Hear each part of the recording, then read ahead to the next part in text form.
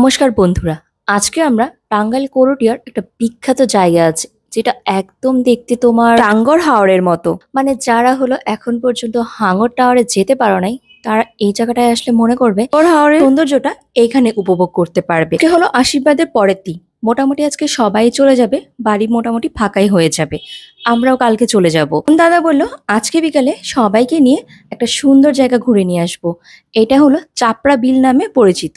আর আজকে শুধু আমরা যাচ্ছি না, সাথে হলো নতুন বৌদিকেও নিয়ে যাচ্ছি। ছিল সবাই মিলে একসাথে ঘুরতে যাব, বাট সবারই আজকে বিকাল 5টার দিকে বাসের টিকিট কাটা হয়ে গিয়েছে।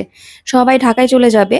তো আমি, দাদা, আকাশ, নিলয়, নতুন বৌদির বোন আর তোমাদের দাদা, আমরাই সবাই ঘুরতে যাব। আজকে আবার মাসি হলো মুড়ি ঘন্ট, খাসির মাংস, ইলিশ মাছ অনেক কিছু রান্না করেছিল। আমি আজকে মুড়ি ঘন্ট আর খাসির মাংস দিয়ে শুধু খেয়েছি। আমি ছোটবেলা থেকে না খাসির মাংস একদম পছন্দ করতাম না, একটা গন্ধ রাখতো, খেতাম না। যখন থেকে মাসির হাতে খাসির মাংস রান্নাটা খাই, তখন থেকে না আমার একটু একটু করে খাসির মাংস খাওয়াটা ভালো লাগতে লাগলো। এখন খুব একটা বেশি খাই না, বাট 1-2 পিস মাংস খাই। দাওয়া শেষ করেই দাদা বললো রেডি হয়ে পড়তে। 4টার দিকে আবার সিএনজি কে বলে দিয়েছে। আর ভাইও আবার আজকে বিকালে ঢাকায় চলে যাবে। ওকে বলেছিলাম কালকে ভোরবেলা যেতে, নাকি ভোরবেলা যে অফিস করতে অনেকটা কষ্ট হয়, তাই বিকালেই চলে যাচ্ছে। এই তো আমরা 2টা সিএনজি দিয়ে রওনা দিলাম বাসুলিয়ার পথে। চাপড়া বিলটা আসলে বাসুলিয়ায় অবস্থিত। এটা করটিয়া থেকে মাত্র 6 কিলোমিটার দূরে। তো আছে যে আমরা করটিয়ার মধ্যেই হাঙর টাওয়ারের সৌন্দর্য দেখতে পারবো, এটা কখনো কল্পনা করতে পারিনি। দেখো না, দুই পাশে পুরা জলে থই থই করছে। এই চাপড়া বিলটা মাত্র 3 মাসই থাকে, যে 3 মাস বর্ষা হয়, তারপর আবার পানি শুকিয়ে যায় আর আগের মতন হয়ে যায়। জিনিসটা আমরা সুনামগঞ্জের হাঙর টাওয়ারে দেখতে পাই। আর দেখতেই পাচ্ছ, যেহেতু গ্রামের পরিবেশ, পাশে কত গাছপালায় ভরা, সবুজে ঘেরা এই রাস্তা দিয়ে যেতে যে এত ভালো লাগছিল, হচ্ছিল প্রত্যেকটা হাওয়াই একদম খাঁটি।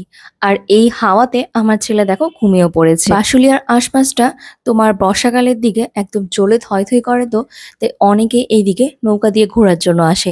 সারাদিন মিলে ঘোরাফেরা করে, পিকনিক করে, তারপর আবার বাড়িতে চলে যায়। কি সুন্দর দৃশ্য, তাই না? বাংলার মাটিতে অপরূপ সৌন্দর্য। মাত্র 30 মিনিটের মধ্যেই আমরা চলে আসলাম বাসুলিয়াতে। আর দেখতেই পাচ্ছ এইখানে কত মানুষের ভিড়। আজকে কিন্তু শুক্রবার না, বাট যেহেতু এখন জলের সিজন, যার জন্য দেখা যায় প্রতিদিনই এখানে অনেক মানুষ আসে, হাজার হাজার মানুষ। সিএনজি, গাড়ি, মোটরসাইকেল, যে কোনো কিছু দিয়ে এখানে আসা যায়। আর এই যে নৌকাগুলা, এগুলাই সবাই ভাড়া করে ঘন্টা চুক্তি করে ঘোরাফেরা করে। অনেকে আছে সারাদিনের জন্য চুক্তি করে নেয়, যেটা টাঙ্গর হাওরের 3 বা 2 দিনের জন্য চুক্তি হয়। এইখানে প্রায় তোমার সারাদিন বা ঘন্টা চুক্তিতে ঘোরাফেরা করা হয়। আশেপাশে দেখলাম অনেকগুলো খাবারের দোকানও আছে। মানে যারা এখানে সারাদিন ঘোরাফেরা করে, এইখানেই তোমার দুপুরের খাবার বা ফুচকা, চটপটি, বিভিন্ন রকম স্ন্যাক্স সবকিছু দেখলাম বিক্রি হচ্ছে।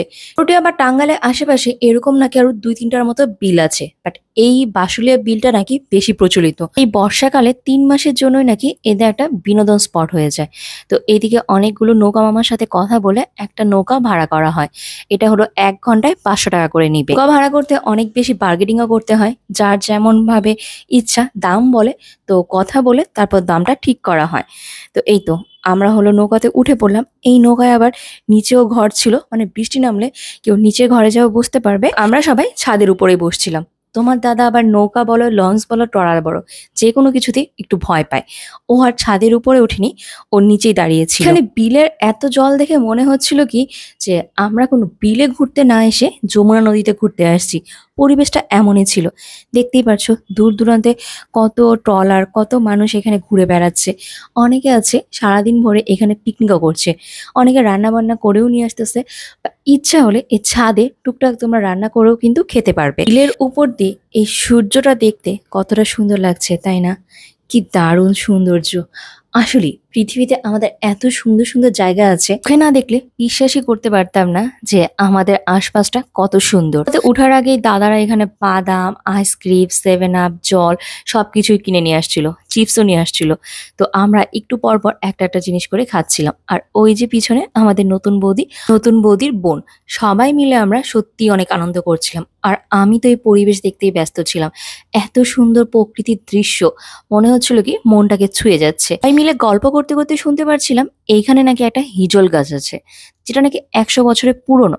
এবং এই বিলটা যার, উনি নাকি এই হিজল গাছটা একবার কাটতে গিয়েছিল, কিন্তু তখন নাকি হিজল গাছ থেকে রক্ত বের হয়েছিল। এটা লোকমুখে কথা শোনা, বাট সত্যি কিনা জানি না। কিন্তু বৌদি তার 2 দেবরকে বলছিল এই হিজল গাছের পাতা খেলে নাকি তাড়াতাড়ি বিয়ে হয়ে যায়।